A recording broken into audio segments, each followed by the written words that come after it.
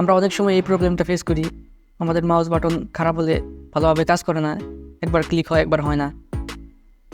সহজে মাউস খারাপ হয় না, কিন্তু আমরা যারা গ্রাফিক ডিজাইনার আছি আমাদের প্রায় সব কাজই মাউস দ্বারা করতে হয়। অন্যান্য কাজের তুলনায় এই কাজে মাউসের উপর একটু বেশি প্রেশার পড়ে। ধরেন কোনো গুরুত্বপূর্ণ কাজ করতেছেন, তখন যদি এরকম পরিস্থিতি হয় তখন তো আর আমরা সাথে সাথে মাউস কিনতে পারি না। তাই এই পদ্ধতি ব্যবহার করে আপনার কাজ কোনো রকম শেষ করতে পারবেন। তো চলুন প্র্যাকটিক্যালি দেখা যাক। প্রথমে প্রবেশ করলাম সেটিংসে, এখন যাব অ্যাক্সেসিবিলিটি। একটু নিচের দিকে যাওয়ার পর প্রবেশ করলাম মাউসে, এখন আবার প্রবেশ করবো মাউসে। এভাবে না করতে চাইলে আপনি সরাসরি সার্চ করতে পারেন মাউস লিখে।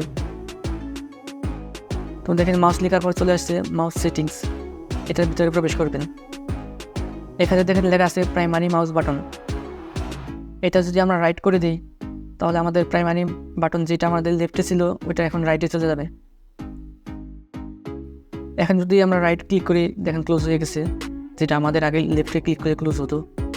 এখন আমাদের মাউসটা পুরো উল্টে হয়ে গেছে, যে কাজ আমরা লেফট বাটন দিয়ে করতাম সেটা এখন রাইট বাটন দিয়ে করতে হবে।